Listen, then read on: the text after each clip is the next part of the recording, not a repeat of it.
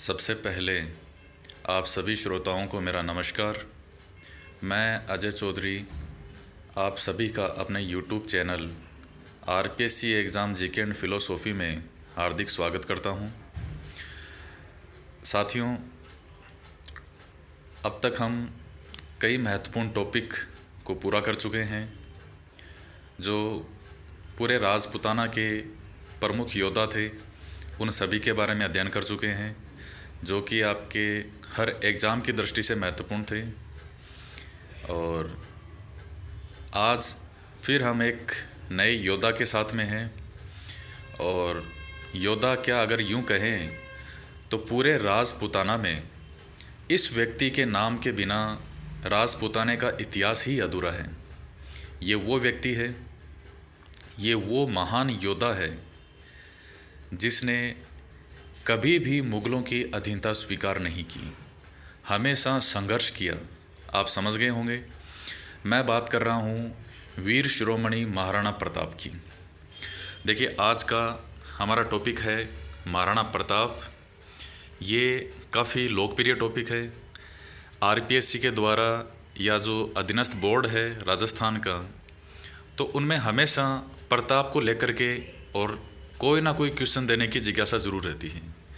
महाराणा प्रताप के बारे में आज हम डिटेल में पढ़ेंगे और एक लंबा वीडियो बनेगा इसमें, क्योंकि यहाँ हर वीडियो में मैं आपको पूरी कंप्लीट जानकारी ही दूंगा। ऐसा नहीं है कि 5-7 मिनट का एक आधा अधूरा वीडियो बना के आपके सामने पेश किया। जितना बेहतर से बेहतर आपके लिए बनाया जा सकता है कि आपका एग्ज़ाम क्वालिफाई हो जाए। देखिए, आज हम पढ़ते हैं वीर शिरोमणि महाराणा प्रताप। देखिए, सबसे पहले मैं आपको बता दूं कि ये मेवाड़ है। मेवाड़ में राजसमंद, भीलवाड़ा, उदयपुर और चित्तौड़, ये मेवाड़ के अंतर्गत आता है। ये मैंने जब आपको राणा सांगा का वीडियो बनाया था तो उस समय भी मैंने कुछ चीज़ें बेसिक सी बताई थी। देखिए, 1567 1567-68 में चित्तौड़ पे अकबर का आक्रमण होता है और यह मेवाड़ का तीसरा साका था 1568 में। उसके पश्चात एक घटना है छोटी सी। देखिए, उदयपुर के उस समय महाराणा थे उदय सिंह जी। उदय सिंह के दो महत्वपूर्ण रानियां थी। एक तो पहली रानी थी पाली के अखेरा सोनगरा की जयवंता बाई, जिसके वीर पुत्र का नाम था प्रताप। और प्रताप का जन्म 9 मई 1540 को कुंभलगढ़ के दुर्ग में हुआ था। इसके अलावा इनकी एक दूसरी रानी थी जैसलमेर की। जैसलमेर की रानी का नाम था धीरबाई और भाटियों के वंश की थी, इसलिए इनको रानी भटियाणी भी कहा जाता है। इनके बेटे का नाम था जगमाल। वैसे तो इनके और भी कई बेटे थे उदय सिंह जी की। देखिए, उदय सिंह जी की लगभग 22 शादियाँ बताते हैं और 56 इनके बेटे थे और 24 के आसपास इनकी बेटियां थी, तो वंश तो बहुत बड़ा था। इनमें सबसे बड़ा बेटा था वो था प्रताप। ये इनका सबसे बड़ा, सबसे पहला बेटा था और जगमाल छोटा था। लेकिन जगमाल की माता धीरबाई का उदय सिंह पे प्रभाव ज़्यादा था, तो उस प्रभाव के कारण धीरबाई उदय सिंह जी से ये अपील करती है कि प्लीज़ आप हमारे प्रिय बेटे जगमाल को मेवाड़ का युवराज घोषित कर दें। युवराज से मतलब है राजा के बाद में जो नेक्स्ट राजा बनेगा उसे युवराज कहा जाता था। तो उदय सिंह जी पहले मना करते हैं, लेकिन चूंकि धीरबाई का प्रभाव ज़्यादा था तो उदय सिंह जी ये गलत डिसीजन कर लेते हैं और ये घोषणा करते हैं कि मेरी मृत्यु के पश्चात नेक्स्ट जो राजा बनेगा मेवाड़ का महाराणा, वो जगमाल ही होगा। अब देखिए, अधिकार यहाँ महाराणा प्रताप का था क्योंकि प्रताप सबसे बड़े बेटे थे। अब देखिए, इसके पश्चात 28 फरवरी 1572 को यहाँ उदयपुर में एक जगह है गोगुंदा। ये गोगुंदा अभी कई बार नाम रिपीट होगा यहाँ पे। उदयपुर में एक जगह है गोगुंदा। गोगुंदा में उदय सिंह जी की मृत्यु हो जाती है। ये डेट आपको याद नहीं करनी है, 28 फरवरी 1572 को। जब गोगोंदा में उदय सिंह जी की मृत्यु हो गई तो जब इनको दाह संस्कार के लिए उदय सिंह जी को ले जा रहे थे और जब इनका दाह संस्कार किया जा रहा था उदय सिंह जी का, तो उस समय सभी ने इस बात पर गौर किया कि जो जगमाल है वो इस समय इन सभी लोगों के आसपास यहाँ प्रेजेंट नहीं है। बाकी सब लोग हैं, महाराणा प्रताप भी है, शक्ति सिंह भी है, सभी लोग हैं, लेकिन जगमाल जो है वो यहाँ पर प्रेजेंट नहीं है। क्यों? क्योंकि जगमाल को सत्ता की लालसा थी और जैसी कि वो घोषणा करके गए थे उदय सिंह जी, जगमाल को कहते हैं एक बार के लिए पीछे जब यहाँ इनका दाह संस्कार हो रहा था और वहाँ उनको गद्दी पे बैठाया जा रहा था। इस बात का जो पाली के अखेरा सोनगरा जी हैं, यानी महाराणा प्रताप के नाना जी, वो विरोध करेंगे। ग्वालियर है मध्य प्रदेश में, वहाँ के राम सिंह जी थे, इनके अच्छे मित्र थे, वो विरोध करेंगे कि प्रताप का हक बनता है और प्रताप को ही शासक बनाया जाना चाहिए।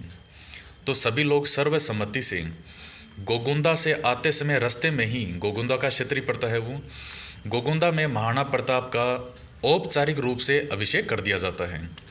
औपचारिक रूप से मतलब होता है कि आप कहीं भी एक बार फॉर्मेलिटी के लिए उसको राजा बना दिया जाए।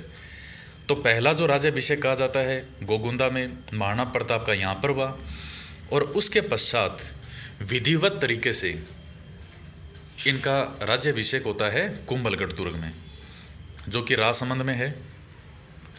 देखिए कुंभलगढ़ में इसलिए क्योंकि चित्तौड़ जो कि पहले इनकी राजधानी हुआ करती थी, तो 1568 में अकबर का इस पर अधिकार हो चुका है।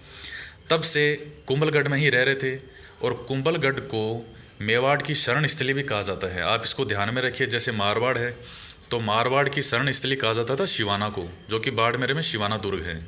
उसी तरह से मेवाड़ की शरण स्थली कहा जाता था कुंभलगढ़ को। तो कुंभलगढ़ में इनका राज्याभिषेक हो जाता है। अब देखिए कुंभलगढ़ में राज्याभिषेक हो गया।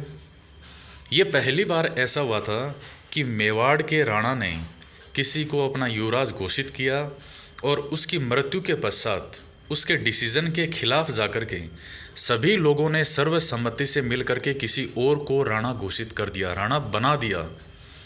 इसलिए इस घटना को राजमहलों की क्रांति भी कहा जाता है। अगर क्वेश्चन आए कि राजमहलों की क्रांति क्या थी, तो यही थी कि उदय सिंह जी ने अपनी रानी भटियाणी के पुत्र जगमाल को उत्तराधिकारी घोषित किया था।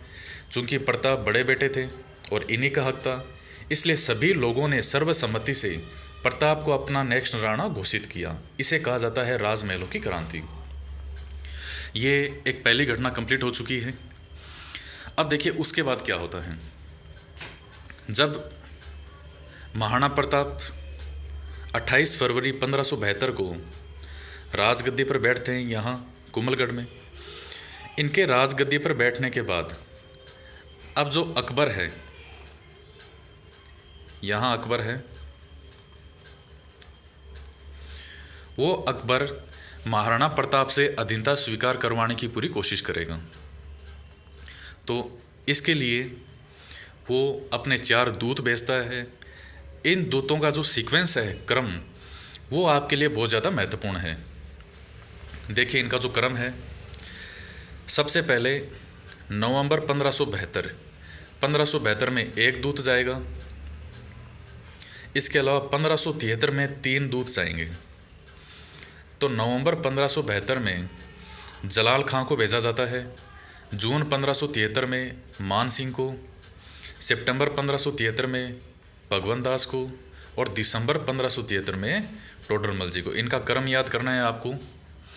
आप इसको याद ऐसे कर सकते हैं, JMBT, इसको 4-5 बार अगर आप इस नाम को रिपीट करेंगे तो ये नाम आपको अच्छे से याद हो जाएगा, JMBT। या आप इसको वैसे भी याद कर सकते हैं कि JM खाले बेटा, JM खाले बेटा। जैसे कोई माँ अपने को बेटे को कह रही है कि बेटा JM खाले, तो JM खाले बेटा, J से जलाल खां, मैं से मान सिंह, B से भगवंत दास और T से राजा टोडरमल। मान सिंह जी का तो कहते हैं कि प्रताप ने, मान सिंह जी जब मिलने के लिए आए थे तो प्रताप ने इनके साथ खाना तक नहीं खाया था। जब मान सिंह जी भोजन करने बैठे तो जो प्रताप के बेटे थे अमर सिंह, वो इनके साथ खाना खाने के लिए आए। तो स्वाभाविक सी बात है कि जो व्यक्ति है, खुद आमेर का युवराज है, वो प्रताप के साथ ही खाना खाना चाहेगा। लेकिन जब मान सिंह ने प्रताप से इससे पूछा, अमर सिंह से, कि प्रताप महाराणा जी खुद क्यों नहीं आए हैं, तो अमर सिंह जी ने कह दिया कि जी उनके सिर में दर्द है तो इसलिए वो नहीं आ पाए। दरअसल प्रताप वास्तव में खुद आना नहीं चाहते थे कि ये मान सिंह जी ने तो मुग़लों की ग़ुलामी स्वीकार कर ली, अपनी बहू बेटियाँ हैं उनकी शादियाँ कर दी यहाँ पे, अपनी बेटियों के रिश्ते किए, अपने डोले हैं वो मुग़लों के भिजवा दिए। तो मान सिंह जी इस बात को समझ गए कि महाराणा प्रताप जानबूझकर नहीं आए हैं। तो कहते हैं मान सिंह जी ने भोजन किया नहीं और वहीं खड़े हो गए और अमर सिंह को कहते हैं कि ये कहते हुए चले गए कि अब तो मुलाकात सीधे युद्ध के मैदान में होगी, ऐसा कहा जाता है। और मान सिंह जी वापस चले गए थे। अब देखिए, इसके पश्चात चारों दूत आ चुके हैं। महाराणा प्रताप ने इनके साथ संधि नहीं की, अधीनता स्वीकार नहीं की। अब 1576 में अकबर और महाराणा प्रताप इन दोनों के मध्य हल्दी घाटी का युद्ध होता है। अब देखिए, यहाँ अजमेर में, तो अब देखिए अजमेर में, क्योंकि अजमेर मुग़लों के अधीनस्थ था, ये अकबर ने अजमेर को अपने अधीन कर लिया था और अजमेर इनका मुख्य केंद्र भी माना जाता था। कहते हैं कि जहांगीर ने तो अपना बहुत सारा समय इसी अजमेर में निकाला था और जो न्याय की जंजीर थी जहांगीर ने वो अजमेर में थी। तो देखिए, अजमेर से मान सिंह